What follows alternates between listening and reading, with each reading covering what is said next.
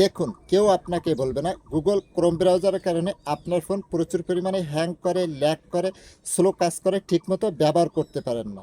তাই গুগল ক্রোমের মধ্যে এই কাজটি এখনই করুন। এরপরে দেখবেন যে আপনার ফোন আর কখনো স্লো হবে না, হ্যাং হবে না, স্মুথলি ব্যবহার করতে পারবেন।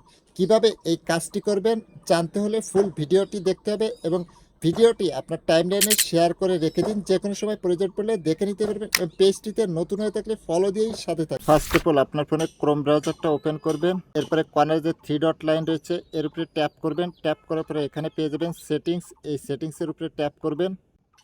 দেন এখান থেকে একটু স্ক্রল করে নিচে আসবেন। আসলে পেয়ে যাবেন সাইট সেটিংস। এর উপরে ট্যাপ করবেন।